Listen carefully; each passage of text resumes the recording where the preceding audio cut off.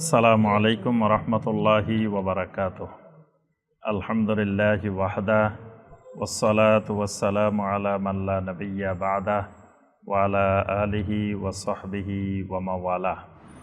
সম্মানিত উলামায়ে কেরাম, দূরের এবং কাছের সম্মানিত দিনদার মুসলিম ভাই এবং বোনেরা, আল্লাহ রাব্বুল আলামিনের দরবারে কোটি কোটি শুকরিয়া যে মহান রব্বুল আলামিন আমাদেরকে 1444 হিজরি সনের 29শে রমাদান তারিখে সলাতুল জুমুআ আদায় এবং খুতবাতুল জুমুআ শোনার উদ্দেশ্যে আল্লাহ রাব্বুল আলামিনের পবিত্র ঘর মসজিদে উপস্থিত হওয়ার পরে কোরআনে কারীম এবং হাদিসে নববী সাল্লাল্লাহু আলাইহি ওয়াসাল্লামের আলোকে আল্লাহ রাব্বুল আলামিনের দ্বীন সম্পর্কে সংক্ষিপ্তভাবে কিছু কথাবার্তা বলার এবং শোনার তৌফিক দিয়েছেন, সে মহান রাব্বুল আলামিনের শুকর আদায় করি, সকলে বলি আলহামদুলিল্লাহ। সম্মানিত মুসল্লিয়ানে কেরাম, আমাদের ধারাবাহিক যে বিষয়ের উপরে খুতবা চলছিল সেই বিষয়টি ছিল আল আকাইদুল খাতিআহ আল মুরাওয়াজা ফি মুজতামাইনা, অর্থাৎ আমাদের সমাজে বহুল প্রচলিত সূক্ষ্ম ভ্রান্ত আকীদা সমূহ। ভ্রান্ত আকীদা সম্পর্কে আমরা ইতিপূর্বে অনেক আলোচনা করেছি। আলহামদুলিল্লাহ, অত্র নদ্দা সরকার বাড়ি জামে মসজিদে ভ্রান্ত আকীদা বা বিভ্রান্ত আকীদা, বাতিল আকীদা সম্পর্কে যত বেশি আলোচনা হয়েছে, বাংলাদেশের 3 লক্ষ মসজিদের আর কোনো মসজিদে এত বেশি বাতিল আকীদা সম্পর্কে আলোচনা হয়েছে বলে আমার মনে হয় না। কিন্তু এখন যে ধারাবাহিকে আমরা আলোচনা করে যাচ্ছি, এটা শুধু ভ্রান্ত আকীদা না, এটা একেবারে সূক্ষ্ম ভ্রান্ত আকীদা। মানে এটা বড় ডাক্তার না হইলে এই রোগ ধরা পড়ে না। এগুলোকে এলমে হাদিসের ভাষায় বলা হয় আদমুল এলাল। মানে একটা হাদিস সহি হইতে হইলে 5টি শর্ত লাগে, ন্যূনতম 5টি শর্ত হাদিসটার মধ্যে পাওয়া যেতে হয়। তোর মধ্যে একটি শর্ত হলো আদমুল এলাল। এলালটা হলো ইল্লাতের বহুবচন। ইল্লাত মানে এমন সূক্ষ্ম রোগগুলা হাদিসের ভিতরে, যেই রোগটা বড় মুহাদ্দিস, যার এলমে হাদিসের উপরে সেকা আছে, মানে এলমের গভীরতা আছে, তিনি ছাড়া অন্য সাধারণ মুহাদ্দিসেরা এই রোগটা ধরতে পারবে না। এরকম রোগগুলার নাম হলো ইল্লাত। হাদিস সহি হইতে হইলে ওইরকম সেকা মুহাদ্দিস যারা, তারা বলতে হবে যে এই হাদিসটার মধ্যে ওরকম সূক্ষ্ম কোনো রোগ নাই। বাহ্যিকভাবে মনে হবে সব ঠিক আছে, কিন্তু তারপরেও হাদিসটা সহি নাও হইতে পারে। এর ভিতরে এমন কিছু দোষ ত্রুটি আছে যেটা সাধারণ মানুষের সামনে, সাধারণ মুহাদ্দিসের সামনে ধরা পড়বে না। এখন আমরা যে আকীদাগুলো আলোচনা করতেছি, এগুলো ভ্রান্ত আকীদা, কিন্তু এগুলো এত সূক্ষ্ম, এগুলো সবার সামনে ধরা পড়ে না। স্বাভাবিকভাবে মানুষ তাকাইলে মনে হবে যে এটাতে আবার ভ্রান্ত আকীদার কি আছে, এটা তো মানুষ ভালো কিছু হচ্ছে, এটা খারাপ কিছু হচ্ছে না। কত মানুষ এখানে হেদায়েত পাইতেছে, কত মানুষ বেনামাজি নামাজি হইতেছে, কত চোর ভালো হইতেছে, কত ডাকাত ভালো হইতেছে। বাহ্যিকভাবে দেখলে মনে হইতেছে আরে এখানে তো খুবই ভালো জিনিস, কিন্তু এর ভিতরে এমন সূক্ষ্ম সূক্ষ্ম ভ্রান্ত আকীদা লুকায়িত আছে, যেগুলো সম্পর্কে না জানলে বা গভীরভাবে চিন্তা না করলে এই সূক্ষ্ম ভ্রান্ত আকীদাগুলো ধরা সম্ভব না। তো এই জন্য আমরা বলছি যে এই আলোচনা আবার বাংলাদেশের সব জায়গায় করাও যায় না। কারণ প্রাইমারি স্কুলের স্টুডেন্টের সামনে যদি ইউনিভার্সিটির ক্লাস নেওয়া শুরু করে, তাহলে তো প্রাইমারি স্কুলের স্টুডেন্ট টিচারকে পিটানো শুরু করবে, বা ছাত্র পাগল হয়ে যাবে, বাট মনে করবে টিচারে পাগল। স্টুডেন্ট বুঝে আলোচনা করতে হয়। এই যে উত্তরা 11 নম্বর সেক্টর মসজিদে গত শুক্রবারে তাফসিরে শুধু ছোট্ট একটা সাধারণ আলোচনা করছি যে সূরা আল হাসরের তাফসির ছিল। তা সূরা আল হাসরের তাফসিরে শেষ 3 আয়াতের তাফসিরে আমি বলছি যে এই 3 আয়াতের ফজিলত সম্পর্কে তিরমিজি এবং মুসনাদে আহমদের মধ্যে এই হাদিস এসেছে কিন্তু হাদিসটা দুর্বল, দঈফ। আর এখানে যে আমলের কথা বলা হয়েছে যে 70,000 ফেরেশতা তার জন্য সন্ধ্যা পর্যন্ত দোয়া করবে, সে মারা গেলে শাহাদাতের মৃত্যু হবে, তো এটা তো আকীদা, আকীদার সাথে সংশ্লিষ্ট। আগে আপনি বিশ্বাস করবেন যে আমি এটা পড়লে আমার জন্য 70,000 ফেরেশতা দোয়া করবে, তারপর আমি মারা গেলে শাহাদাতের মৃত্যু, আগে আকীদা, তারপরে যা এবার আপনি পড়া শুরু করবেন। সকল মুহাদ্দিসিন ইকরামে একমত, পৃথিবীর কোনো মাযহাবের কোনো ইমামের কারো দ্বিমত নাই যে দঈফ হাদিস দ্বারা কোনোদিন আকীদা সাব্যস্ত হবে না, এই ব্যাপারে কারো দ্বিমত নেই। তাহলে আপনি এই আকীদা যদি সাব্যস্ত না করা যায়, তাহলে আপনি এটা সূরা আল হাশরের শেষ 3 আয়াত, এটা কোরআনে কারিমের আয়াত, আপনি তেলাওয়াত করতে পারেন, কোরআনের আয়াত তেলাওয়াতের সওয়াব হবে। তারপরে এখানে আল্লাহ সুবহানাহু ওয়া তাআলার অনেকগুলো সুন্দর সুন্দর নাম আছে, আপনি নামগুলো পড়লেন, সওয়াব হবে। কিন্তু এটাকে ওই 70,000 ফেরেশতার দোয়ার নিয়তে সকাল সন্ধ্যা যদি পড়েন, তখন এটা বেদাতের রূপ নিবে। এটা তো প্রাইমারি স্কুলের আলোচনা। এই আলোচনা করার পরে আজকে 1 সপ্তাহ ধরে আগুন জ্বলতেছে। সর্বনাশ, যে কি জিনিস না বলি ফেলছে। তো এখন কথা হলো যে প্রাইমারি স্কুলের স্টুডেন্টের সামনে তো আর ইউনিভার্সিটির ক্লাস নেওয়া যায় না। তা আমরা বলছি আলহামদুলিল্লাহ, আমাদের এই নদ্দা সরকার বাড়ি জামে মসজিদের স্টুডেন্ট এখন ইউনিভার্সিটি লেভেলের স্টুডেন্ট। এই জন্য এই সূক্ষ্ম ভ্রান্ত আকীদাগুলো আমরা অন্য কোথাও এইভাবে আলোচনা করি না। এটা শুধু আমাদের এই নদ্দা সরকার বাড়ি জামে মসজিদে আলোচনা করি। আলহামদুলিল্লাহ আমাদের স্টুডেন্ট এইগুলো বোঝার মতো ওই যোগ্যতায় আলহামদুলিল্লাহ পৌঁছে গেছে। আল্লাহ পাক আমাদের স্টুডেন্টদের, আমাদের খালি এখানে যারা উপস্থিত স্টুডেন্ট এমন না, আমাদের এখানের চাইতে সারা পৃথিবীতে সরকার বাড়ি মসজিদের স্টুডেন্ট এর থেকে অসংখ্য গুণ বেশি। আলহামদুলিল্লাহ আমরা সারা দুনিয়াতে নদ্দা সরকার বাড়ি মসজিদের স্টুডেন্ট আছে। ফোন করে বলে যে আমি নদ্দা সরকার বাড়ি জামে মসজিদের স্টুডেন্ট, একজন আমেরিকা থেকে, ব্রিটেন থেকে, ইউরোপ থেকে, বিভিন্ন দেশ থেকে আলহামদুলিল্লাহ হাজার হাজার স্টুডেন্ট, এবং আপনাদের চেয়ে তারা এর থেকে আরো বেশি উপকৃত হয়। নবী সাল্লাল্লাহু আলাইহি ওয়াসাল্লাম বলছেন, আমার একটা হাদিস তোমরা পৌঁছায় দিবা আরেকজনের কাছে, ফারুব্বা মুবাল্লাগিন আও আলাহু মিন সাম। অনেক সময় যিনি হাদিসটা পৌঁছায় দিচ্ছেন উনি যতটুকু না হাদিসটাকে গুরুত্ব দিচ্ছে, যার কাছে পৌঁছে গেছে সে হাদিসটাকে আরো বেশি গুরুত্ব দিবে। দেখা গেছে আপনারা যারা সরাসরি শুনতেছেন, অনেকে আজকে 18 বছর শুনিও কোনো পরিবর্তন হয়নি, এরকম মানুষও আছে, আছে না? কিন্তু আলহামদুলিল্লাহ এটা সেই সুদূর আমেরিকা, সুদূর ইউরোপ শুনে তাদের জীবনের বৈপ্লবিক পরিবর্তন হয়ে গেছে। তাহলে এখানে সরাসরি চাইতে তারা শুনে আরো বেশি উপকৃত হয়েছে, এবং ইনশাআল্লাহ এগুলো কিয়ামত পর্যন্ত মানুষ উপকৃত হবে ইনশাআল্লাহ। আমরা এক সময় সরকার বাড়ির কেউ থাকবো না, আমরা সবাই দুনিয়া থেকে চলে যাব, কিন্তু যুগ যুগ ধরে কিয়ামত পর্যন্ত মানুষ এই ভ্রান্ত আকীদা, সূক্ষ্ম আকীদাগুলো জেনে ইনশাআল্লাহ মানুষের পরিবর্তন হবে ইনশাআল্লাহ। একজন মানুষ নরসিংদীর একজন ভাই, ওনার কথায় বলি যে উনি এই ভ্রান্ত আকীদার আমাদের 11টা খুতবা হয়েছে। এই 11টা খুতবার এক একটা খুতবা ধরেন অসংখ্যবার শুনছেন, একা শুনছেন না, পরিবারের সবাইকে নিয়ে, আত্মীয় স্বজন নিয়ে ঘরের মধ্যে বসায় শুনছেন।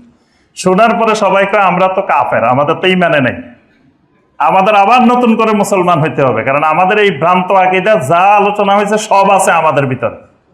আবার হেদের একজনের স্ত্রী বলতেছে, স্ত্রীরে বলছে তওবা করো, তোমার মধ্যে এই ভ্রান্ত আকীদা আছে। কয় না আমি তওবা করবো না, আমি ঠিক আছে। তাহলে তোমার সাথে আমার সম্পর্কই নেই, কারণ তুমি কুফরি করতেছো, আমি ঈমান আনছি, তো দুইজনের তো আর বিয়ে সম্পর্কই থাকে না। এটা নিয়ে পরে আমার কাছে ফতোয়ার জন্য আসছে। তাহলে দেখেন এই সূক্ষ্ম ভ্রান্ত আকীদা আলহামদুলিল্লাহ কত জায়গায় কাজ করতেছে, তাহলে মানুষ উপকৃত হইতেছে আলহামদুলিল্লাহ। আল্লাহ পাক আরো বেশি বেশি উপকৃত হওয়ার তৌফিক দান করুন। আজকে আমাদের এই ধারাবাহিক ভ্রান্ত সূক্ষ্ম আকীদার খুতবা 12তম খুতবা। এর আগে আমরা 11টি খুতবা পেশ করেছি, আজকে 12তম খুতবা। 12তম খুতবায় আমরা 3টা ভ্রান্ত আকীদা সম্পর্কে আলোচনা করব। আলোচনাগুলো অনেক বিশাল আলোচনা, এর আগেও আমরা করেছি, এজন্য আজকে বেশি লম্বা না করে সংক্ষেপে। তিনটাই নবী সাল্লাল্লাহু আলাইহি ওয়াসাল্লামের সাথে সম্পৃক্ত। আমাদের বাংলাদেশের মানুষ আলহামদুলিল্লাহ নবী সাল্লাল্লাহু আলাইহি ওয়াসাল্লামকে মহব্বত করে, এটা ভালো দিক। নবী সাল্লাল্লাহু আলাইহি সাল্লামকে মহব্বত করা, ভালোবাসা, এটা ঈমানের গুরুত্বপূর্ণ শর্ত। নবী সাল্লাল্লাহু আলাইহি সাল্লামের মহব্বত যার অন্তরে নাই, তার অন্তরে ঈমানে নেই। নবী সাল্লাল্লাহু আলাইহি সাল্লামকে দুনিয়ার সব কিছুর চাইতে, এমনকি নিজের নফসের চাইতেও বেশি মহব্বত করতে হবে, বেশি ভালোবাসতেই হবে, না হয় এর বিকল্প নেই। কিন্তু নবী সাল্লাল্লাহু আলাইহি সাল্লামের মহব্বতটা ইবাদত, এটা নিজের ইচ্ছা মতো মহব্বত করা যায় না। এটা মহব্বত করারও একটা তরিকা আছে, পদ্ধতি আছে। এবং নবী সাল্লাল্লাহু আলাইহি সাল্লামকে কিভাবে মহব্বত করতে হবে, এটা সাহাবায়ে কেরাম থেকে শিখতে হবে। সাহাবায়ে কেরাম যেই পদ্ধতিতে নবী সাল্লাল্লাহু আলাইহি সাল্লামকে মহব্বত করেছেন, আমাদেরকেও কিয়ামত পর্যন্ত ঠিক ওই পদ্ধতিতেই নবী সাল্লাল্লাহু আলাইহি ওয়াসাল্লামকে মহব্বত করতে হবে, ভালোবাসতে হবে। কিন্তু নিজের মন গড়া যদি মহব্বত করে, নিজের মন গড়া পদ্ধতিতে ভালোবাসে, তখন এই ভালোবাসা শিরকে রূপ নিবে, এই ভালোবাসা বেদাতে রূপ নিবে, এই ভালোবাসা ঈমান হারা হয়ে জাহান্নামে যাওয়ার কারণ হবে। যদি নিজের মন গড়া পদ্ধতিতে ভালোবাসে, ভালোবাসতে বাসতে যদি আপনি স্ত্রীকে আম্মা বলে ডাক দেন, যে এত বেশি ভালোবাসি ফেলছেন, মায়ের মতো ভালোবাসা, ভালোবাসতে বাসতে এবার কথা, আম্মা এদিকে আসেন তো, এবার কি হবে? জি, জেহার হবে। এবার এত বেশি ভালোবাসি ফেলছেন, জেহারের কাপ্পারা দেওয়া লাগবে। জেহারের কাপ্পারা দিলে তারপরে যাই হালাল হবে, এর আগে হালাল হবে না। তাহলে ভালোবাসার এখানে সীমা আছে। আল্লাহ রাব্বুল আলামিনকে ভালোবাসা, আল্লাহ রাসূল সাল্লাল্লাহু আলাইহি ওয়াসাল্লামকে ভালোবাসা, দুই ভালোবাসার মধ্যে তফাৎ আছে। এখন নবী সাল্লাল্লাহু আলাইহি ওয়াসাল্লামকে ভালোবাসতে বাসতে যদি আল্লাহর পর্যায়ে নিয়ে যান, এবার এই ভালোবাসা হয়ে যাবে কি? শিরক। নবী সাল্লাল্লাহু আলাইহি ওয়াসাল্লামকে ভালোবাসার জন্য যদি নতুন নতুন পদ্ধতি আবিষ্কার করেন, তখন এগুলা হয়ে যাবে বেদাত। এই জন্য নবী সাল্লাল্লাহু আলাইহি ওয়াসাল্লামকে ভালোবাসতে হবে, এটা অবশ্যই জরুরি। কিন্তু নিজস্ব মন গড়া পদ্ধতিতে মহব্বত করা, ভালোবাসা যাবে না। বাংলাদেশের মানুষ ভালোবাসে, কিন্তু সুন্নত তরিকায় ভালোবাসা না, বেদাতি পদ্ধতিতে, শিরিকি পদ্ধতিতে ভালোবাসে। আর এই পদ্ধতিতে ভালোবেসে নিজেদেরকে দাবি করে আশেকে রাসূল, সব আশেকে রাসূল। কিন্তু দেখা যায় শিরিক এবং বেদাতের মাধ্যমে নবী সাল্লাল্লাহু আলাইহি সাল্লামকে তারা মহব্বত করে, ভালোবাসে। তো এই আশেকে রাসূলের মানে আপনার অষ্টম শতক, হিজরি অষ্টম শতকের পরে এসে পৃথিবীতে এই এশকে রাসূলের এক নতুন থিওরি আবিষ্কার হয়। এশকে রাসূল, কোরআন সুন্নাহ কিন্তু কোনো জায়গায় আল্লাহ এবং আল্লাহ রাসূলকে এশকে করতে বলা হয়নি, মহব্বত করতে বলা হয়েছে, ভালোবাসতে বলা হয়েছে। এশক মানে হলো প্রেম, আর মহব্বত মানে ভালোবাসা। মহব্বত আর এশকের মধ্যে পার্থক্য আছে। আল্লাহ এবং রাসূলের সাথে এশকে করা যায় না। আল্লাহ এবং রাসূলের সাথে এশকে করা বেয়াদবি। আমরা আমাদের মায়ের সাথে, বোনের সাথে আমরা মহব্বত করি, ভালোবাসি, প্রেম করি না। কিন্তু স্ত্রীর সাথে আমরা প্রেম করি।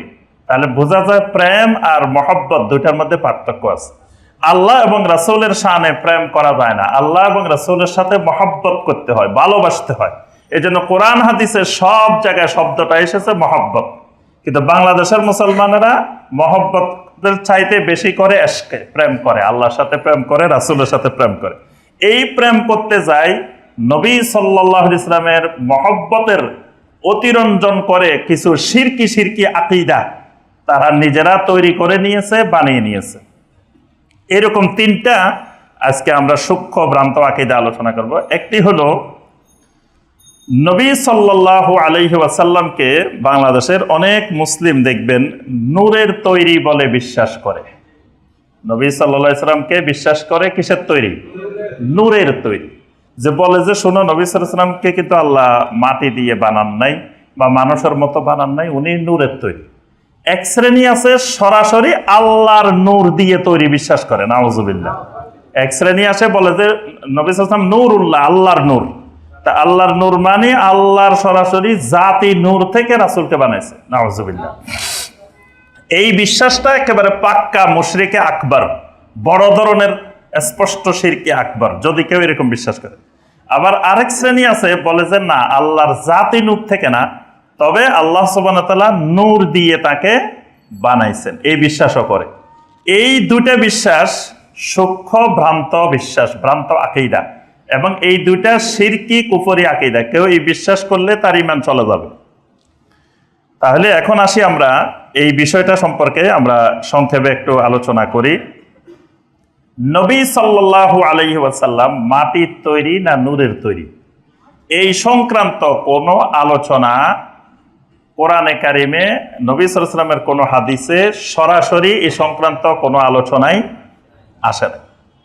এমনকি আপনার 600 বছর পর্যন্ত পৃথিবীতে যত কিতাব রচিত হয়েছে, কোন কিতাবের মধ্যে নবী সাল্লাল্লাহু আলাইহি ওয়াসাল্লাম কিসের তৈরি এই আলোচনায় আসে না।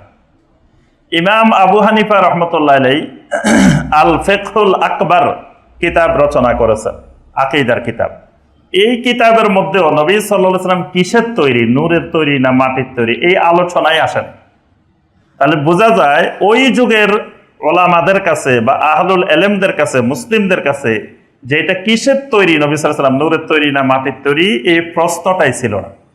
কারণ নবী সাল্লাল্লাহু আলাইহি ওয়াসাল্লাম মানুষ, আল্লাহ কোরআনে বারবার নবী সাল্লাল্লাহু আলাইহি ওয়াসাল্লামকে 40 জায়গায় কোরআনে আল্লাহ পাক বাশার বলছেন। তো বাশার মানে মানুষ, আর বাশারকে আল্লাহ রাব্বুল আলামিন কিসের থেকে তৈরি করছেন কোরআনে বারবার বলছেন। তো তাইলে এতে আর সন্দেহের কোনো অবকাশ নাই। আবার নবী সাল্লাল্লাহু আলাইহি ওয়াসাল্লাম নূর, এই ব্যাপারেও কোনো সন্দেহ নাই। কারণ নবী সাল্লাল্লাহু আলাইহি ওয়াসাল্লামের বডি আর আমাদের বডি এক না। নবী সাল্লাল্লাহু আলাইহি ওয়াসাল্লামের শরীর মোবারক থেকে যেই ঘাম বের হইতো, সেই ঘাম আর আমাদের ঘাম একরকম না। নবী সাল্লাল্লাহু আলাইহি ওয়াসাল্লাম সামনে যেমন দেখতেন সালাতের মধ্যে, পিছনের দিকেও দেখতেন। নবী সাল্লাল্লাহু আলাইহি ওয়াসাল্লামের এরকম শারীরিক আপনার 2 বার সাক্কে সদর করছেন জিবরিল আলাইহিস সালাম। নবী সাল্লাল্লাহু আলাইহি ওয়াসাল্লামের শরীর আল্লাহ পাক সে সিদরাতুল মুনতাহা পর্যন্ত নিয়ে গেছেন। আমাদের শরীর একটু উপরে উঠলে আপনার পরে আর আমাদের শরীর উপরের দিকে যাওয়ার উপযোগী না। তাহলে নবী সাল্লাল্লাহু আলাইহি ওয়াসাল্লামের শরীর আমাদের শরীরের থেকে ব্যতিক্রম, এমন কিছু আছে যেগুলো আমাদের শরীরের মতো নয়। আর নবী সাল্লাল্লাহু আলাইহি ওয়াসাল্লাম নূর, নূরের তৈরি না। নূর এক জিনিস, নূরের তৈরি এক জিনিস। নবী সাল্লাল্লাহু আলাইহি ওয়াসাল্লাম নূর, কারণ নবী সাল্লাল্লাহু আলাইহি ওয়াসাল্লামের নূর দিয়েই তো সারা পৃথিবী থেকে শিরিক দূর হয়েছে, জুলুম দূর হয়েছে, কুফরি দূর হয়েছে, হেদায়েতের আলো সারা পৃথিবীতে ছড়িয়ে পড়ছে। তাহলে নবী সাল্লাল্লাহু আলাইহি ওয়াসাল্লাম অবশ্যই নূর, কিন্তু এই নূর অর্থ নূরের তৈরি না। তাহলে নবী সাল্লাল্লাহু আলাইহি ওয়াসাল্লাম বাশারও, নবী সাল্লাল্লাহু আলাইহি ওয়াসাল্লাম নূরও। আমরাও নূর, আমরাও বাশার, আমরাও নূর। আপনারা সবাই নূর না নাকি? নূর নূর না এরকম কে কে আছেন দেখি? আলহামদুলিল্লাহ, সবাই নূর। কেমনে বুঝছেন আপনারা সবাই নূর? জি, সবচেয়ে বড় দলিল হলো আপনারা যখন মসজিদে আসেন, ঘরের থেকে যখন মসজিদের দিকে রওনা দেন, তখন কি দোয়া পড়তে পড়তে রওনা দেন? আল্লাহুম্মা জাআল ফি কলবি নূরা ওয়া ফি লিসানি নূরা ওয়া ফি সামঈ নূরা ওয়া ফি বাসারি নূরা ওয়া মিন ফাওকি নূরা ওয়া মিন তাহতি নূরা ওয়া আন ইয়ামিনি নূরা ওয়া আন শিমালি নূরা আল্লাহুম্মা জাআলনি নূরা ওয়া জাআলনি নূরা। এই দোয়া পড়তে পড়তে মসজিদে আসা, এটা সুন্নাত। এই দোয়ার অর্থ কি? আল্লাহুম্মা জাআল ফি কলবি নূরা, হে আল্লাহ আমার কলবকে নূর দিয়ে পরিপূর্ণ করে দাও। ওয়া ফি সামঈ নূরা ওয়া ফি বাসারি নূরা, আল্লাহ আমার কানের মধ্যে নূর দিয়ে দাও। আল্লাহ আমার চোখের মধ্যে নূর দিয়ে দাও। আল্লাহ আমার ডাইনে নূর দিয়ে দাও, বামে নূর দিয়ে দাও, উপরে নূর দিয়ে দাও, নিচে নূর দিয়ে দাও। আল্লাহ আমার পুরা শরীরকে নূর বানায় দাও। এই যে এই দোয়া করতে করতে মসজিদে আসতেন, তো দোয়া এটা ধরেন সারা জীবন করছেন, একদিনও কবুল হয় নাই, কি হয়েছে না? একদিন যদি কবুল হয় তা আপনার পুরা বডি নূর। একদিন যদি কবুল হয় তা আল্লাহ পাক আপনাকে কি বানাই দিছেন? নূর বানাই দিছেন। তা আপনিও তো তাইলে বলতে পারেন যে আমিও নূরের তৈরি, কারণ আমার আল্লাহ নূরের বানাই দিছেন। নূর এক জিনিস, নূরের তৈরি আরেক জিনিস। তাহলে এই ক্ষেত্রে যারা এই আকীদা পোষণ করে যে নবী সাল্লাল্লাহু আলাইহি ওয়াসাল্লাম নূরের তৈরি, এটা সূক্ষ্ম ভ্রান্ত আকীদা। এই ব্যাপারে আমরা সামান্য একটু আলোচনা করব। 2য় হিজরি শতক, এই শতকে এসে আপনার মুতাজিলা, তারপরে আরো কিছু দার্শনিকেরা এসে তারা বলল যে নবী সাল্লাল্লাহু আলাইহি ওয়াসাল্লাম শুধু বাশার, আল্লাহ পাক কোরআনে কারিমে যেহেতু 40 জায়গায় নবী সাল্লাল্লাহু আলাইহি সাল্লামকে আল্লাহ পাক বাশার বলছেন, তো কোরআনে কারিমের এত জায়গায় বাশার, তাহলে নবী সাল্লাল্লাহু আলাইহি সাল্লাম শুধু বাশার? তারা নবী সাল্লাল্লাহু আলাইহি সাল্লামের অসংখ্য মুজিজাতকে বাশার বানিয়ে অস্বীকার করেছে মুতাজিলারা। সপ্তম অষ্টম হিজরি শতকে এসে আবার এই মুতাজিলাদের এগেনস্টে আরেক গ্রুপ তৈরি হয়েছে। এই গ্রুপটা তাসাউফের নাম দিয়ে, সুফিবাদের নাম দিয়ে এরা নবী সাল্লাল্লাহু আলাইহি সাল্লামের পুরা বাশারিয়াতকে অস্বীকার করছে। অস্বীকার করে নবী সাল্লাল্লাহু আলাইহি সাল্লামকে পুরা নূর বানাই দিছে। তারা বলে তো নবী সাল্লাল্লাহু আলাইহি সাল্লাম বাশারই না, নবী সাল্লাল্লাহু আলাইহি সাল্লাম পুরাটাই কি নূর। তো এই যে দুইটা গ্রুপ, এই দুইটা গ্রুপে সীমা লঙ্ঘন করেছে। বরং নবী সাল্লাল্লাহু আলাইহি সাল্লাম বাশার, এটাও ঠিক আছে, আবার নবী সাল্লাল্লাহু আলাইহি সাল্লাম নূর, এটাও ঠিক আছে। আমাদের আকীদা হলো আমরা নবী সাল্লাল্লাহু আলাইহি সাল্লামকে বাশারও মনে করি, নবী সাল্লাল্লাহু আলাইহি সাল্লামকে নূরও মনে করি। আর নবী সাল্লাল্লাহু আলাইহি সাল্লাম বাশার হইলেও আমাদের মতো বাশার না। আমাদের এই শরীর আর নবী সাল্লাল্লাহু আলাইহি সাল্লামের শরীরে পার্থক্য আছে, কারণ নবী সাল্লাল্লাহু আলাইহি সাল্লামের শরীরে ওহী নাজিল হইতো। যে যখন নবী সাল্লাল্লাহু আলাইহি সাল্লামের উপরে ওহী নাজিল হইতো তখন এত ভারী হয়ে যেত নবী সাল্লাল্লাহু আলাইহি সাল্লামের শরীর, যে অসংখ্য হাদিসে আসছে। আমাদের আয়েশা বলছেন, আমার পায়ের উপরে নবী সাল্লাল্লাহু আলাইহি সাল্লামের মাথা ছিল, আমার পা মনে হচ্ছে পেটে ছিঁড়ে যাবে, এরকম ভারী হয়ে গেছে। একটা ওটের উপরে বসা নবী সাল্লাল্লাহু আলাইহি সাল্লাম ওহী নাজিল হচ্ছে, ওটটা মনে হচ্ছে তার জান বাহির হয়ে যাবে।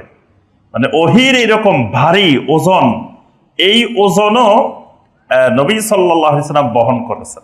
তাহলে নবী সাল্লাল্লাহু আলাইহি সাল্লামের শরীরে ওই ওহী বহন করার মতো সামর্থ্য আল্লাহ রাব্বুল আলামিন দান করেছেন। তাহলে বাশার হইলেও আমাদের মতো বাশার নন। আর নবী সাল্লাল্লাহু আলাইহি সাল্লাম নূর, তাকে আল্লাহ পাক যে কোরআন দিয়েছেন, কোরআনটা পুরাটাই নূর। নবী সাল্লাল্লাহু আলাইহি সাল্লাম যেই তাওহীদের দাওয়াত দিয়েছেন, তাওহীদটা নূর, সারা পৃথিবীতে নূর ছড়িয়েছেন। কারণ তাওহীদ শিরিককে দূর করে। শিরিক হলো অন্ধকার, কুফরি হলো অন্ধকার। এই অন্ধকারকে দূর করে তাওহীদ আলো ছড়ায়, নূর ছড়ায়। তাহলে নবী সাল্লাল্লাহু আলাইহি সাল্লাম যে তাওহীদের দাওয়াত দিয়েছেন সেটা নূর, যে কোরআন নাজিল হয়েছে সেটা নূর। তো নবী সাল্লাল্লাহু আলাইহি সাল্লাম অবশ্যই তিনিও নূর। কোরআনে কারিমে আল্লাহ রাব্বুল আলামিন কয়েক জায়গায় নবী সাল্লাল্লাহু আলাইহি সাল্লামের বাশারিয়াতের ব্যাপারে অসংখ্য আয়াত নাজিল করেছেন। সূরা আল ইসরার 94 নম্বর আয়াতে আল্লাহ পাক বলছেন, কুল সুবহানা রাব্বি হাল কুনতু ইল্লা বাশারার রাসূলা ওয়া মা মানা'আন নাসা আন ইউমিনু ইয জাআহুমুল হুদা ইল্লা আন ক্বালু আবআথাল্লাহু বাশারার রাসূলা।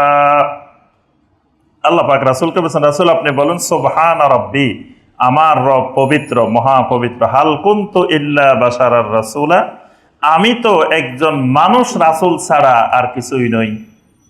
ওয়া মা মানা'আন নাসা আন ইউমিনু ইয জাআহুমুল হুদা, হেদায়েত এসে যাওয়ার পরে মানুষকে কোন জিনিস বাধা দিল যে ঈমান আনবে?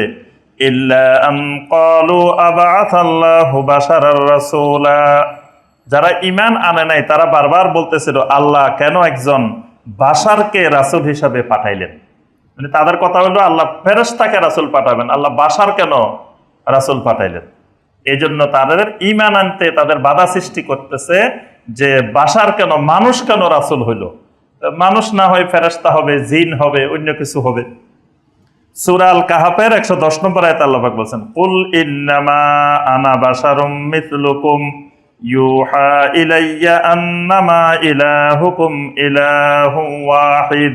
রাসূল আপনি বলুন, ইন্নামা আনা বাশার, আমি হইলাম বাশার মিসলুকুম, তোমাদের মতো। তোমাদের মতো মানে সৃষ্টিগত দিক থেকে তোমাদেরকে আল্লাহ পাক যেই যে জিনিস দিয়ে বানাইছেন, আমাকেও আল্লাহ সুবহানাহু ওয়া তাআলা সেই জিনিসগুলো দিয়েই বাশার বানিয়েছেন। ইউহা ইলাইয়া, তবে তোমাদের বাশার আর আমার বাশার এক না। ইউহা ইলাইয়া, আমার উপরে কি হয়? ওহী নাজিল হয়। আমার এই বাশারের উপরে ওহী নাজিল হয়, তোমাদের উপরে ওহী নাজিল হওয়ার সম্ভাবনা নাই। পার্থক্য হলো মূলত এখানে, বাশার আর কিসের তৈরি এটার মধ্যে মূল পার্থক্য না। মূল পার্থক্যটা হলো ইউহা ইলাইয়া, আমার উপরে ওহী নাজিল হয়। আচ্ছা, আমরা কয়েকটা হাদিস দেখি বাশারের ব্যাপারে। একদিন নবী সাল্লাল্লাহু আলাইহি সাল্লাম সালাতের মধ্যে একটু ব্যতিক্রম করছেন, মানে প্রতিদিন যেভাবে সালাত আদায় করেন এইভাবে করেন নাই, একটু ব্যতিক্রম হয়েছে। এটা সহিহ আল বুখারী এবং সহিহ মুসলিমের হাদিস। আব্দুল্লাহ ইবনে মাসউদ রাদিয়াল্লাহু তাআলা আনহু বর্ণনা করেছেন। এখন সাহাবায়ে কেরাম পিছন থেকে কোনো লোকমা দেন নাই। সাহাবায়ে কেরাম মনে করছেন যে নামাজের মধ্যে কোনো পরিবর্তন হয়েছে, হয়তো আমরা এখনো জানি না, এই কথা মনে করি কোনো পিছন থেকে লোকমা দেন নাই। সালাত শেষ হয়ে গেছে। শেষ হওয়ার পরে সাহাবায়ে কেরাম জিজ্ঞাসা করলেন, ইয়া রাসূলুল্লাহ সাল্লাল্লাহু আলাইহি ওয়াসাল্লাম, সালাতের মধ্যে কি কোনো পরিবর্তন হয়েছে? নবী সাল্লাল্লাহু আলাইহি ওয়াসাল্লাম বললেন, না, এরকম কোনো পরিবর্তন তো হয় নাই, হইলে তো আমি তোমাদেরকে জানাইতাম। তো সাহাবায়ে কেরাম বললেন যে আপনি তো আজকে নামাজের মধ্যে এরকম কিছু ব্যতিক্রম করছেন। তখন আল্লাহ রাসূল সাল্লাল্লাহু আলাইহি ওয়াসাল্লাম বললেন, ইন্নাহু লাউ হাদাসা ফিস সালাতি শাইউন লানাব্বাতুকুম বিহি, যদি সালাতের মধ্যে কিছু ঘটতো আমি তো অবশ্যই তোমাদেরকে জানাইতাম, যদি কোনো নিয়ম কানুন পরিবর্তন হইতো জানাই দিতাম। ওয়ালাকিন ইন্নামা আনা বাশারুম মিসলুকুম, তবে শোনো, আমি তোমাদের মতোই একজন বাশার। আনসা কামা তানসাউনা, তোমরা যেমন ভুল করতে পারো আমিও তেমন ভুল করতে পারি, মানে সালাতের মধ্যে আমারও ভুল হইতে পারে। ফাইদা নাসিতু ফাযাক্কিরুনি, যখনই আমার ভুল হবে নামাজের ভিতরে তোমরা আমাকে স্মরণ করাই দিবা, তোমরা আমাকে স্মরণ করিয়ে দিবে যে আমার এখানে লোকমা দিবা পিছন থেকে, যদি সালাতের মধ্যে কোনো ব্যতিক্রম দেখো। এখানে নবী সাল্লাল্লাহু আলাইহি ওয়াসাল্লাম স্পষ্ট করেছেন, আনসা কামা তানসাউনা, তোমরা যেমন এরকম সালাতের মধ্যে ভুল হওয়ার সম্ভাবনা আছে, আমারও ভুল হওয়ার সম্ভাবনা আছে, কারণ আমি বাশার। নবী সাল্লাল্লাহু আলাইহি ওয়াসাল্লাম মদিনা গেলেন, সহিহ মুসলিমের হাদিস।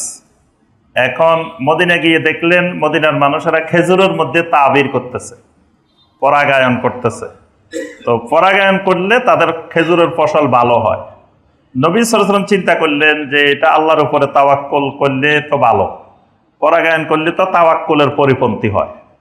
তখন নবী সাল্লাল্লাহু আলাইহি ওয়াসাল্লাম নিষেধ করলেন যে তোমরা এই বছর পরাগায়ন করিও না। তো পরাগায়ন করে নাই, না করার কারণে খেজুরের ফসল কমে গেছে।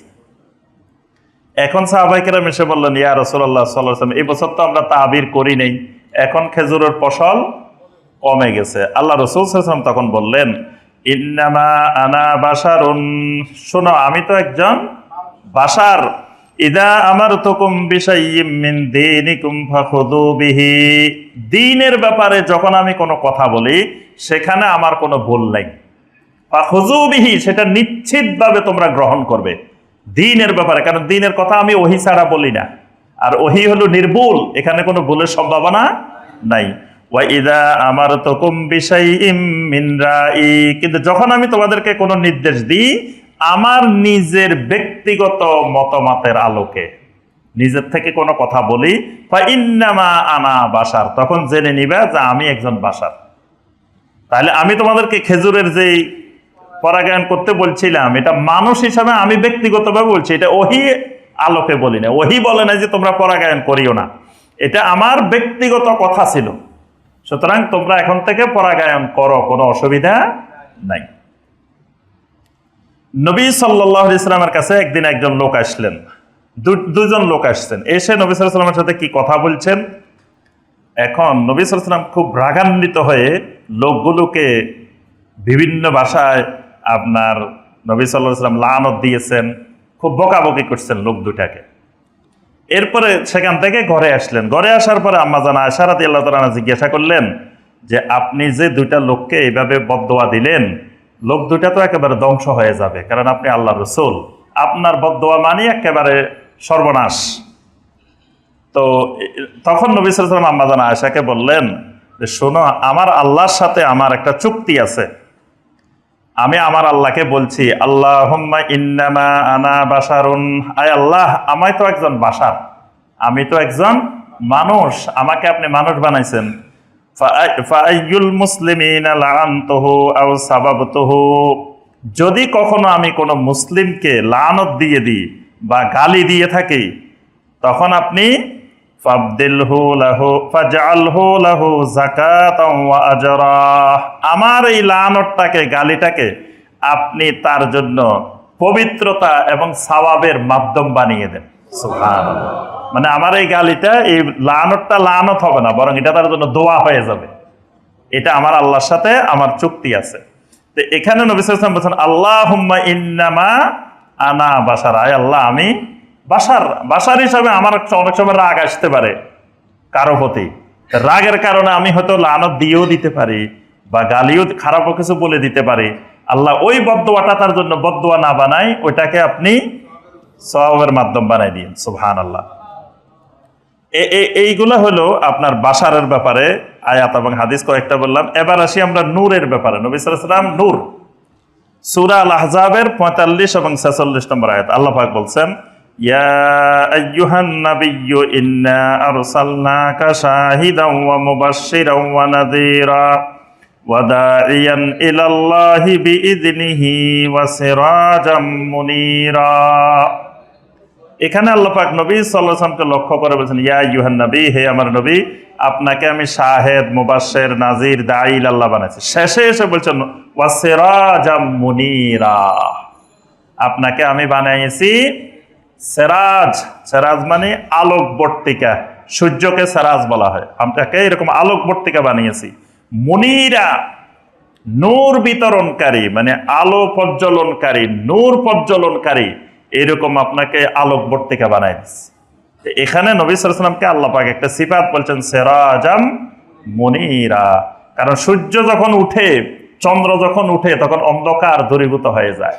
ঠিক নবী সাল্লাল্লাহু আলাইহি ওয়াসাল্লাম আসার কারণে দুনিয়া থেকে শিরকের অন্ধকার, জুলুমের অন্ধকার, কুফরের অন্ধকার দূরীভূত হয়েছে। এই জন্য নবী সাল্লাল্লাহু আলাইহি ওয়াসাল্লামকে আল্লাহ বলছেন সিরাজাম মুনীরা। কোরআনে কারিমে কয়েক জায়গায় আল্লাহ পাক নূরুল্লাহ বলছেন, নূরুল্লাহ। তো নূরুল্লাহ কাকে বলছেন, এটার 5টা ব্যাখ্যা আছে। কেউ কেউ বলছেন আল্লাহ পাক ইসলামকে নূর বলছেন, আল্লাহ নূর বলছেন। কেউ কেউ বলছেন কোরআনকে আল্লাহ পাক নূর বলছেন। কেউ কেউ বলছেন আপনার নবী সাল্লাল্লাহু আলাইহি ওয়াসাল্লামকে আল্লাহ পাক নূর বলছেন, নূরুল্লাহ বলছেন। কোন মুফাসসির বলছেন আল্লাহর আয়াতগুলোকে, নিদর্শনগুলোকে আল্লাহ পাক নূর বলছেন। তবে নবী সাল্লাল্লাহু আলাইহি ওয়াসাল্লামকে নূর বললে তার অর্থটা কি হবে, ইমাম তাবারী রাহিমাহুল্লাহ বিস্তারিত ব্যাখ্যা করেছেন। ইমাম তাবারী তাফসিরে তাবারীর মধ্যে বলছেন, ইয়ানি বিন নূরে মুহাম্মাদান সাল্লাল্লাহু আলাইহি ওয়াসাল্লাম। কোরআনে কারিমে এরকম নূর দ্বারা যখন মুহাম্মদ সাল্লাল্লাহু আলাইহি ওয়াসাল্লাম উদ্দেশ্য হবে, এর অর্থ হবে আল্লাযী আনার আল্লাহু বিহিল হক, আল্লাহ রাব্বুল আলামিন তার মাধ্যমে হককে বিজয়ী করেছেন, হককে প্রতিষ্ঠিত করেছেন। ওয়া আযহারা বিহিল ইসলাম, তার মাধ্যমে ইসলামকে বিজয়ী করেছেন। ওয়া মাহাকা বিহি শিরক, এবং তার মাধ্যমে শিরিককে আল্লাহ রাব্বুল আলামিন দূর করেছেন। এটাই হলো নূরের অর্থ। কেউ কেউ নবী সাল্লাল্লাহু আলাইহি ওয়াসাল্লামকে নূরের তৈরি প্রমাণ করার জন্য একটা জাল হাদিসের আশ্রয় নিয়ে থাকে। জাল হাদিসটা আপনার 638 হিজরিতে ইবনে আরবি আল হাতেমি একজন ব্যক্তি ছিলেন। তিনি 638 হিজরিতে মারা গেছেন। তিনি তার বইয়ের মধ্যে সর্বপ্রথম লিখছেন যে আউয়ালু মা খালাকাল্লাহু নূরা নাবিয়্যিকা মিন নূরিহি, সর্বপ্রথম আল্লাহ পাক আপনার নবীর নূরকে আল্লাহর নূর থেকে সৃষ্টি করেছেন। এরকম একটা হাদিস লিখছেন। লিখে আপনার লিখে দিয়েছেন যে মুসান্নাফে আব্দুর রাজ্জাক, মুসান্নাফে আব্দুর রাজ্জাকের রেফারেন্স দিয়েছেন। এই রেফারেন্সটা মুহাদ্দিসিনে কেরাম পরবর্তীতে আব্দুর রাজ্জাকের মুসান্নাফ, তাফসির, হাদিস, ফিকহ যত কিতাব আছে সব কিতাব খুঁজে কোনো জায়গায় পান নাই। কেউ কেউ এরপরে বাইহাকির রেফারেন্স দেওয়া শুরু করছেন। বাইহাকির মধ্যেও খুঁজে এই রেফারেন্সটা পাওয়া যায় নাই। ইমাম সুয়ুতি রাহমাতুল্লাহ আলাইহি বলছেন হাযা হাদিসুন বাতিলুন লা আসলা লাহু, এই হাদিসটা সম্পূর্ণ বাতিল, এটার কোনো ভিত্তি নাই, এটা একটা বানানো জাল হাদিস। তো সর্বোপরি কথা হলো যে যারা নূরের তৈরি বানাতে চান তারা নবী সাল্লাল্লাহু আলাইহি ওয়াসাল্লামকে মহব্বত করে নবী সাল্লাল্লাহু আলাইহি ওয়াসাল্লামের মর্যাদা বাড়াইতে চান। তারা মনে করে মাটির তৈরি হলে নবী সাল্লাল্লাহু আলাইহি ওয়াসাল্লামের মর্যাদা কমে যাইতে পারে। কিন্তু আল্লাহ রাব্বুল আলামিন আদম আলাইহিস সালামকে সৃষ্টি করেছেন মাটি দিয়ে, তাকে সাজদা করতে বলছেন ফেরেশতাদেরকে যারা ছিলেন নূরের তৈরি। তাহলে নূরের চেয়ে মাটির মর্যাদাই বেশি। আল্লাহ রাব্বুল আলামিন নূর আর মাটি দিয়ে মর্যাদা নির্ধারণ করেন না। আল্লাহ রাব্বুল আলামিন মর্যাদা নির্ধারণ করেন ঈমান, তাকওয়া, এগুলো দিয়ে আল্লাহ রাব্বুল আলামিন সম্মান, মর্যাদা নির্ধারণ করেন। এজন্য আল্লাহ এবং আল্লাহ রাসূল যে পর্যায়ে যতটুকু আমাদেরকে জানাইছেন এর বাহিরে অতিরঞ্জন করাটাই ভ্রান্ত আকীদার শামিল। এরপরে আসি আমরা আরেকটা ভ্রান্ত আকীদা, যে দেখবেন কিছু কিছু মুসলিম বিশ্বাস করে যে নবী সাল্লাল্লাহু আলাইহি ওয়াসাল্লাম আলেমুল গায়েব, নবী সাল্লাল্লাহু আলাইহি ওয়াসাল্লাম গায়েব জানেন, গায়েবের মালিক, এরকম কিছু মুসলিম বিশ্বাস করে।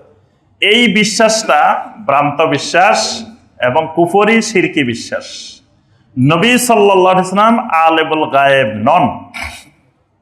আলেমুল গায়েব একমাত্র আল্লাহ রাব্বুল আলামিন। আল্লাহ রাব্বুল আলামিন ছাড়া আর কেউ গায়েবের কিছুই জানেন না। আল্লাহ রাব্বুল আলামিন যেটা ওহীর মাধ্যমে জানাই দিছেন এটা আর গায়েব নাই। এটা জানানোর আগ পর্যন্ত গায়েব ছিল, যখন জানাই দেওয়া হয়েছে এখন আর গায়েব নেই। কোরআনে কারীম পুরাটাই ইলমে গায়েব, কিন্তু যখন আল্লাহ রাব্বুল আলামিন ওহী নাজিল করে আমাদেরকে জানিয়ে দিছেন এখন আর গায়েব নেই। তাহলে নবী সাল্লাল্লাহু আলাইহি ওয়াসাল্লাম নিজের থেকে কোনো গায়েব কখনো জানতেন না। আল্লাহ রাব্বুল আলামিন যতটুকু জানিয়েছেন ততটুকু জেনেছেন, আর জানানোর পরে এটা আর গায়েব নেই। তাহলে গায়েব নবী সাল্লাল্লাহু আলাইহি ওয়াসাল্লাম নিজের থেকে জানার মালিক ছিলেন না, বরং আল্লাহ রাব্বুল আলামিন এই গায়েবের একমাত্র মালিক।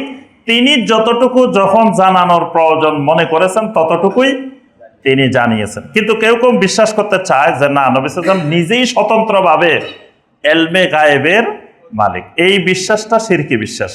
কোরআনে কারীমের অসংখ্য আয়াতে আল্লাহ রাব্বুল আলামিন এই বিশ্বাসটা স্পষ্ট করেছেন। সূরা আন-নামলের 65 নম্বর আয়াতে আল্লাহ পাক বলছেন, কুল লা ইয়ালামু মান ফিস সামাওয়াতি ওয়াল আরদিল গায়বা ইল্লাল্লাহ।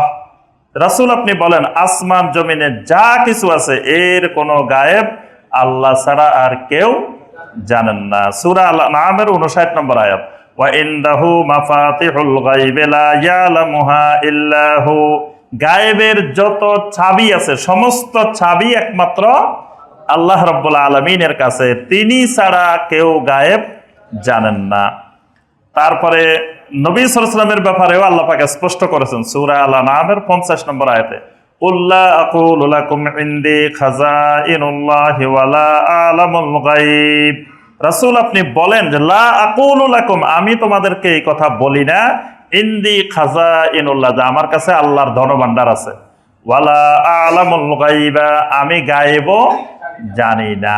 আল্লাহ পাক বলছে আপনি স্পষ্ট বলে দেন ওয়ালা আ'লামুল গায়বা, আমি গায়েব জানি না। তারপর সূরা আল-আরাফের 188 নম্বর আয়াত, কুল লা আমলিকু লিনাফসি নাফআন ওয়ালা দাররান ইল্লা মা শাআল্লাহ ওয়ালাউ কুনতু আ'লামুল গায়বা লাস্তাকসারতু মিনাল খায়র ওয়া মা মাসসানিয়াস সু। রাসূল আপনি বলেন আমি আমার নিজের উপকার এবং ক্ষতি করার মালিকও আমি নই, ইল্লা মা শাআল্লাহ, যতটুকু আল্লাহ রাব্বুল আলামিন চান তা ব্যতীত। ওয়ালাউ কুনতু আ'লামুল গায়বা, যদি আমি গায়েব জানতাম, লাস্তাকসারতু মিনাল খায়র, আমি অনেক কল্যাণ লাভ করতে পারতাম, ওয়া মা মাসসানিয়াস সু, কোনো অনিষ্টতা আমাকে স্পর্শ করত না। উহুদের ময়দানে আমি যদি জানতাম আগে থেকে যে আমার মাথা ফেটে যাবে, দাঁত ভেঙে যাবে, তাহলে আমার আগে থেকেই ওইভাবে আমি সতর্কতা ব্যবস্থা অবলম্বন করতাম, কিন্তু আমাকে কোনো বিপদ স্পর্শ করতে পারতো না যদি আগে থেকে আমি গায়েব জানতাম। সেই 70 জন বিশিষ্ট আলেম সাহাবীকে আমি যদি গায়েব জানতাম তাহলে মুশরিকদের হাতে বা মুনাফিকদের হাতে আমি তুলে দিতাম না, যেখানে তারা তাদেরকে শহীদ করে ফেলেছে রাস্তায় নিয়ে। এইভাবে অসংখ্য ঘটনা, ওয়ামা মাসসানিয়াস, আমাকে কোনো মন্দ স্পর্শ করতো না। আচ্ছা, একবার নবী সাল্লাল্লাহু আলাইহি ওয়াসাল্লামের ওঠ হারিয়ে গেল, তখন যায়েদ বিন লাসিত, তো সে বলতেছে ওট খোঁজাখুঁজি করতেছে, ওট পাইতেছে না, তো সেই বলতেছে তোমাদের নবী তোমাদেরকে আসমানের খবর দে, তার ওট কোথায় হারাইছে এটা জানে না? সাহাবায়ে কেরামদেরকে বলতেছে, এই মিয়া, তোমাদের নবী তোমাদেরকে প্রতিদিন আসমানের খবর জানায়, তো উনার ওটটা কোথায় হারাইছে এটা উনি জানে না? এটা উনি বলে দিতে পারে না? তখন আল্লাহ রাসূল সাল্লাল্লাহু আলাইহি ওয়াসাল্লাম বললেন, ইন্না রাজুলান ইয়াকুলু কাযা ওয়া কাযা, অমুক লোক এরকম এরকম বলছে, শোনো, ওয়া ইন্নী ওয়াল্লাহি লা আ'লামু ইল্লা মা আল্লামানি আল্লাহ, আল্লাহর কসম আমার আল্লাহ আমাকে যতটুকু জানান এর বাহিরে আমি আর কিছুই জানি না। আমার আল্লাহ এখন আমাকে জানিয়ে দিয়েছেন আমার ওটটা অমুক জায়গায় আছে, তোমরা অমুক জায়গায় গিয়ে খোঁজাখুঁজি করো। তারপরে সাহাবায়ে কেরাম সেখানে গিয়ে ওটটা নিয়ে আসছে। এর আগ পর্যন্ত নবী সাল্লাল্লাহু আলাইহি ওয়াসাল্লাম ওটটা কোথায় আছে সেটা বলতে পারেন নাই। নবী সাল্লাল্লাহু আলাইহি ওয়াসাল্লামের একজন সাহাবী, বিশিষ্ট সাহাবী, আপনার ওসমান ইবনে মাজউন রাদিয়াল্লাহু তাআলা আনহু তিনি শহীদ হয়ে গেলেন। তখন উম্মুল আলা রাদিয়াল্লাহু তাআলা আনহা তিনি দেখতে গেলেন। দেখতে যাই বলতেছেন, রাহমাতুল্লাহি আলাইকা আবাস সাহেব, শাহাদাতি আলাইকা লাকাদ আকরামাকাল্লাহ, বলতেছে তোমার উপর আল্লাহর রহমত বর্ষিত হোক হে ওসমান ইবনে মাজউন, আমি সাক্ষ্য দিচ্ছি তোমাকে আল্লাহ সম্মানিত করেছেন। তখন আল্লাহ রাসূল সাল্লাল্লাহু আলাইহি ওয়াসাল্লাম বললেন, ওয়ামা ইউদরিকা আন্নাল্লাহা আকরামাহু, এই মহিলা তুমি কেমনে জানলা যে তাকে আল্লাহ সম্মানিত করছে? ক্বালাত কুলতু লা আদরি বিআবি আনতা ওয়া উম্মি ইয়া রাসূলুল্লাহ ফামান ইউকরিমুহুল্লাহ। তখন উম্মুল আলা রাদিয়াল্লাহু তাআলা আনহা মহিলাটা বললেন যে ইয়া রাসূলুল্লাহ সাল্লাল্লাহু আলাইহি ওয়াসাল্লাম, আমার মা বাবা আপনার জন্য উৎসর্গ হোক, আল্লাহ যদি এই লোকের সম্মানিত না করে তা কাকে আর সম্মানিত করবে? কারণ এই লোকের মতো দিনদার সালেহীন ভালো মানুষ আমি জমিনে আর কাউকে দেখিনি, তো তাকে আল্লাহ সম্মানিত করবে না? তখন আল্লাহ রাসূল সাল্লাল্লাহু আলাইহি ওয়াসাল্লাম বললেন, শোনো, ওয়াল্লাহিল ইয়াকিন ওয়াল্লাহি ইন্নী লা আরজু লাহুল খায়র ওয়া মা আদরি ওয়াল্লাহি ওয়া আনা রাসূলুল্লাহ মা ইউফআলু বি। শোনো, আল্লাহর কসম, আমি নবী তার ভালো প্রত্যাশা করি, কল্যাণের আশা করি, কল্যাণের দোয়া করি, কিন্তু আমি আল্লাহর রাসূল হওয়ার পরেও আল্লাহর কসম আমি জানি না তাকে আল্লাহ সম্মানিত করবে না কি করবে। আমি আল্লাহর রাসূল জানি না, তুমি মহিলা জানি গেছো।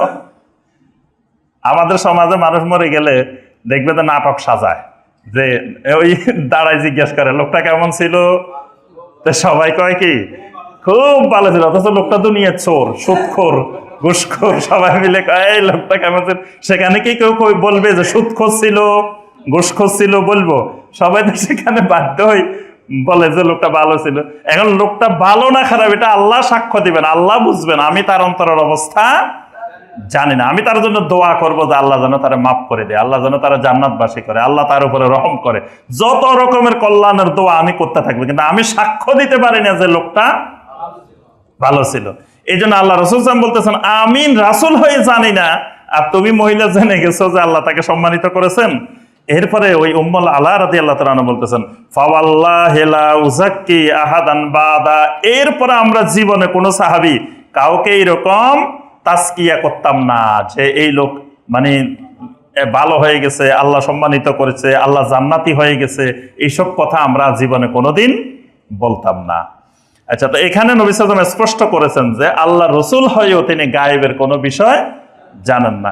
নবী সাল্লাল্লাহু আলাইহি ওয়াসাল্লাম এক বিয়েতে গেলেন, রুবাই বিনতে মুআওয়াজ রাদিয়াল্লাহু তাআলা এই মেয়ের বিয়েতে গেছেন। তো ওই সাহাবী বর্ণনা করতেছেন যে আমার বিয়েতে আল্লাহ রাসূল আসলো, তো আমার পাশে দুটো ছোট্ট মেয়ে বসে বসে গান গাইতেছে। তো ছোট মেয়ে দুটা যখন রাসূলকে দেখছেন, রাসূলকে দেখেই খুশিতে মেয়ে দুটা বলা শুরু করে দিছে, ওয়াফিনা নাবিয়্যুন ইয়ালামু মা ফি গাদিন, আমাদের মাঝে এমন এক নবী এসে গেছেন যিনি আগামীকাল কি হবে তাও জানেন। এমন নবী আসছেন যে নবী আগামীকাল কি হবে সেটাও জানেন। আল্লাহ রাসূল সাল্লাল্লাহু আলাইহি ওয়াসাল্লাম শোনার সাথে সাথে বলেন, আমা হাযা ফালা তাকুলু, ওই মেয়েরা খবরদার এই কথা বলিও না, এই কথা বলিও না, বলো যে মা ইয়ালামু মা ফি গাদিন ইল্লাল্লাহ, আগামীকাল কি হবে এটা আমার আল্লাহ ছাড়া কেউ জানেন না। আমি রাসূল আগামীকাল কি হবে এটা জানি না। ছোট ছোট মেয়ে তাদেরকেও নবী সাল্লাল্লাহু আলাইহি ওয়াসাল্লাম আকীদা সংশোধন করে দিয়েছেন, যেটা শিরকি কথা, খবরদার আমি রাসূল কি আগামীকাল কি হবে এটা জানি না। এরকম আরো অসংখ্য হাদিস আছে। আরেকটা হাদিস বলে আমরা এটা শেষ করি, যে কিয়ামতের ময়দানে নবী সাল্লাল্লাহু আলাইহি ওয়াসাল্লাম হাউজে কাউসারের সামনে দাঁড়িয়ে থাকবেন। তো তখন আমরা সবাই দলে দলে যাব নবী সাল্লাল্লাহু আলাইহি ওয়াসাল্লামের কাছে কি করার জন্য? হাউজে কাউসারের পানি পান করার জন্য। ফেরেশতারা কিছু মানুষকে আসতে দিবে না, আটকাই দিছে, আসতে দিচ্ছে না। এই হাদিসটা সহিহ আল বুখারীতেও আসছে, মুসলিমেও আসছে। এখন নবী সাল্লাল্লাহু আলাইহি ওয়াসাল্লাম দেখতেছে আমার কিছু উম্মতকে এখানে আটকাই দিছে, এদেরকে আসতে দিচ্ছে না। নবী সাল্লাল্লাহু আলাইহি ওয়াসাল্লাম বলবেন, হাউলাই উম্মতি হাউলাই উম্মতি, ও ফেরেশতারা আটকাইছো কেন, এদেরকে ছেড়ে দাও, এরা আমার উম্মত। তখন ফেরেশতারা ওখান থেকে বলবেন, ইন্নাকা লা তাদরি মা আহদাসু বা'দাক, আপনি তো জানেন না এরা আপনি দুনিয়া থেকে আসার পরে এরা আপনার দ্বীনের ভিতরে নতুন নতুন বেদাত সৃষ্টি করেছে। এগুলো বেদাতি উম্মত আপনার, এরা আপনি দুনিয়া থেকে আসার পরে নতুন নতুন আকীদা বানাইছে, নতুন নতুন আমল বানাইছে, এই জন্য এরা আপনার হাউজে কাউসারের পানি পান করতে পারবে না। আচ্ছা, তো এখন কথা হলো নবী সাল্লাল্লাহু আলাইহি ওয়াসাল্লামকে যখন বলতেছেন যে আপনি তো জানেন না, ফেরেশতারা বলতেছে ইন্নাকা লা তাদেরই। আরে আপনি জানেন না? আল্লাহ রসুল যদি গায়েব জানতেন বা রাসূল যদি দুনিয়া থেকে যাওয়ার পরেও সব জানতেন, তো বলতেন এই ফেরেশতারা কি বলতেছ, আমার ব্যাপারে বেয়াদবি করতেছ, আমি জানি না কে জানে। কিন্তু নবী সাল্লাল্লাহু আলাইহি ওয়াসাল্লাম তখন কি বলবেন? নবী সাল্লাল্লাহু আলাইহি ওয়াসাল্লাম বলবেন যে ঈসা ইবনে মারিয়াম যে কথা বলবেন আমিও তখন সেই কথাই বলবো। ঈসা ইবনে মারিয়াম কি বলছে? সূরা আল মায়েদার 117 নম্বর আয়াত, ওয়া কুনতু আলাইহিম শাহীদাম মা দুমতু ফীহিম, আমি যতদিন তাদের মাঝে ছিলাম ততদিন আমি জানতাম। ফালাম্মা তাওয়াফাইতানি কুনতা আনতার রাকিব আলাইহিম, যখন আমার মৃত্যু হয়ে গেছে তখন আল্লাহ আপনি সব জানেন, আমি কিছু জানি না। তাহলে নবী সাল্লাল্লাহু আলাইহি ওয়াসাল্লাম ইলমে গায়েবের মালিক, এটা ভ্রান্ত বিশ্বাস, কুফরি এবং শিরকি বিশ্বাস। সর্বশেষ আরেকটি আকীদা সংক্ষেপে আলোচনা করে আমরা শেষ করব। সেটা হলো কেউ কেউ বিশ্বাস করে যে নবী সাল্লাল্লাহু আলাইহি ওয়াসাল্লাম সব জায়গায় হাজির এবং নাজির। এটাও শিরকি বিশ্বাস। এই বিশ্বাসটাও শিরকি কুফরি বিশ্বাস, ভ্রান্ত সূক্ষ্ম ভ্রান্ত আকীদা। এটার দ্বারাও ঈমান চলে যাবে। নবী সাল্লাল্লাহু আলাইহি ওয়াসাল্লামকে দুইটা বিষয়, একটা হাজির একটা নাজির। হাজির মানে তিনি সব জায়গায় উপস্থিত, নাজির মানে তিনি সব কি করেন? দেখেন, প্রত্যক্ষ করেন, দেখেন। তো এই সব দেখেন একমাত্র আল্লাহ রাব্বুল আলামিন। আল্লাহ রাব্বুল আলামিন ছাড়া আর কোন নবী, রাসূল, ফেরেশতা, জিন কেউ সব দেখেন না। নাজির একমাত্র আল্লাহ। আল্লাহ রাব্বুল আলামিন জাতগতভাবে সব জায়গায় হাজির না। আল্লাহ রাব্বুল আলামিনের এলেম, আল্লাহর দৃষ্টি, আল্লাহর শ্রবণ শক্তি, আল্লাহর কুদরত, আল্লাহর ক্ষমতা, এগুলো সর্বত্র হাজির, এগুলো সর্বত্র হাজির। নবী সাল্লাল্লাহু আলাইহি ওয়াসাল্লামকে হাজির এবং নাজির মনে করা এটা শিরক এবং ভ্রান্ত আকীদা। আচ্ছা, এখন যারা এটা বলেন তারা কিছু দলিল পেশ করেন। তো ওই দলিলগুলো আমরা দুই একটা আলোচনা করেই সংক্ষেপে শেষ করব। এক নম্বর দলিল যেটা, শিরক এবং বেদাতের সবসময় দলিল হলো দেখবেন আল্লাহকে মাখলুকের উপরে কিয়াস করা, মানে খালেককে মাখলুকের উপরে কিয়াস করা। আমি এই আলোচনাগুলো যারা করে এদের আলোচনাগুলো মনোযোগ দিয়ে শোনার চেষ্টা করি যে এখানে কোনো দলিল পাওয়া যায় কিনা বা কিছু পাওয়া যায় কিনা, ওনারা কি বলতে চান। তো ইন্ডিয়ার একজন ওই দিন আলোচনা করতেছে যে নবী সাল্লাল্লাহু আলাইহি ওয়াসাল্লাম হাজির নাজির, এইটার দলিল। আমি তো দলিলগুলো তো আমারও খুব দরকার, জানা দরকার আমাদেরও। তো আমি মনোযোগ দিয়ে ওনার আলোচনাগুলো শুনলাম। তো দলিল কি বলতেছেন যে কলকাতা কোর্টে একজন লোকের বিচার হইতেছে, অমুক অমুকের মারছে, তো বিচার চলতেছে। তো বিচারের জন্য 3 জন সাক্ষী আসছে। সাক্ষী দেওয়ার জন্য কয়জন আসছে? 3 জন আসছে কলকাতা কোর্টে। তো 3 জন আসার পরে বিচারক প্রথম জনের জিজ্ঞেস করছে, এই মিয়া, এই যে এরে মারছে তুমি দেখছো না? কয় না, আমি সেখানে ছিলামও না, দেখিও নাই, আমি শুনছি। কয় না, তোমার সাক্ষী বাতিল, তুমি ওখানে ছিলাও না, তুমি দেখো নাই, তোমার সাক্ষী বাতিল, তোমার সাক্ষী গ্রহণ করা যাবে না। আচ্ছা, আরেকজনকে ডাকছে, এই মিয়া তুমি এর মারছে যে দেখছো না? কয় না, আমি সেখানে ছিলাম তবে দেখি নাই, ছিলাম তবে দেখি নাই, তার সাক্ষীও বাতিল। আরেকজনকে ডাকছে, এই তুমি এর যে মারছে তুমি দেখছো? কয় হ্যাঁ, আমি ছিলামও, আমি দেখছিও। তো কয় দেখেন, কিয়ামতের ময়দানে নবী সাল্লাল্লাহু আলাইহি ওয়াসাল্লাম আমাদের উপরে সাক্ষ্যদাতা হবেন। এখন নবী সাল্লাল্লাহু আলাইহি ওয়াসাল্লাম যদি আমাদের মাঝে না থাকেন, না দেখেন, তো সাক্ষী দিবেন কেমনে? এই যে আল্লাহকে মাখলুকের উপরে কিয়াস করা, এটাই শিরকের বড় মাধ্যম। যে নবী সাল্লাল্লাহু আলাইহি ওয়াসাল্লাম নাকি না দেখলে সাক্ষী দিতে পারবেন না। এই জন্য নবী সাল্লাল্লাহু আলাইহি ওয়াসাল্লাম আমাদের মাঝে থাকতেও হবে, আবার দেখতেও হবে। এই জন্য হাজির এবং নাজির দুইটাই। তাহলে যেই যুক্তির দলিল, এই যুক্তি বাতিল। কারণ এই যুক্তি খালেকের দেখা, আল্লাহ রাব্বুল আলামিনের বিচার আর দুনিয়ার কোর্টের, কলকাতা কোর্টের আর ঢাকা কোর্টের বিচার, এগুলো এক জিনিস না। এইটাকে এটার সাথে তুলনা করাটাই শিরিক। কারণ আল্লাহ রাব্বুল আলামিন কোটি কোটি মানুষের বিচার করবেন, ফয়সালা করবেন। আল্লাহ স্বয়ং নিজে দেখছেন বান্দা কি করছে না করছে। দুনিয়ার কোনো বিচারক দেখে নাই যে আমরা কি করছি না করছি। ওখানে সাক্ষী লাগে, অনেক ধারা লাগে, অনেক কিছু লাগে, তারপরে যে এটা নির্ণয় করতে হয়। কিন্তু আল্লাহ রাব্বুল আলামিন সব দেখতেছেন, আল্লাহ রাব্বুল আলামিন সব লিখে রাখতেছেন। তারপরে কত রকমের দলিল দস্তাবেজ আল্লাহর সামনে। আর আল্লাহর বিচার তো আল্লাহু সারিউল হিসাব। আমাদের কোর্টে কত হাজার হাজার মামলা বছরকে বছর, যুগকে যুগ ঝুলে আছে। আল্লাহর আদালতে এক মুহূর্তের মধ্যে সব বিচার কমপ্লিট। সুবহানাল্লাহ। আল্লাহ পাক সবার হাতে আমলনামা দিয়ে দিবেন, ইকরা কিতাবাক কাফা বিনাফসিকা লিয়াউমা আলাইকা হাসিবা, আমলনামা দিয়ে বলবে আবার আমলনামা পড়ো, আজকে বিচারের জন্য তোমার নিজের বিচারের জন্য তুমি নিজেই যথেষ্ট। আল্লাহ সুবহানাহু ওয়া তাআলার বিচার আর দুনিয়ার বিচার এক জিনিস নয়। এই জন্য এই জাতীয় যুক্তি দিয়ে আকীদা প্রতিষ্ঠিত করা যাবে না, এটা ভ্রান্ত আকীদা। আচ্ছা, এরপরে আল্লাহ পাক কোরআনে কারিমে সূরা আল আহজাবের 6 নম্বর আয়াতে বলছেন, আন-নাবিয়্যু আওলা বিল মুমিনিনা মিন আনফুসিহিম, নবী মুমিনদের কাছে তাদের নফসের চাইতে অধিকতর ঘনিষ্ঠ। এর অর্থ হলো একজন মুমিন তার নফসের চাইতেও বেশি মহব্বত করবে কাকে? আল্লাহ রাসূল সাল্লাল্লাহু আলাইহি সাল্লামকে, না হয় তার ঈমান থাকবে না। এরপরে নবী সাল্লাল্লাহু আলাইহি সাল্লাম বলছেন যে আমি তোমাদের এত ঘনিষ্ঠ যে দুনিয়াতেও ঘনিষ্ঠ, আখিরাতেও ঘনিষ্ঠ। তোমাদের যদি কেউ মারা যায়, কোনো মুমিন মারা যায়, যদি সম্পদ রেখে যায়, আমি নবীর সম্পদ দরকার নাই, এটা তার ওয়ারিসেরা পাবে। কিন্তু ওয়ামান তারাকা দাইনান, যদি আমার কোনো মুমিন উম্মত মারা যায়, কোনো সাহাবী মারা যায়, তার যদি ঋণ থেকে যায়, তো সেটা ফালিয়া তিনি সেই ঋণ পরিশোধ করার দায়িত্ব আমি নবীর। সুবহানাল্লাহ। তাহলে নবী সাল্লাল্লাহু আলাইহি ওয়াসাল্লাম ইমানদারদের সবচাইতে ঘনিষ্ঠতর, সবচাইতে নিকটের। তো এইটা দিয়ে কেউ কেউ দলিল দিয়ে যে নবী সাল্লাল্লাহু আলাইহি ওয়াসাল্লাম তো ইমানদারদের একেবারে কাছে থাকেন, ইমানদারদের সাথে থাকেন, সব জায়গায় থাকেন, হাজির নাজির।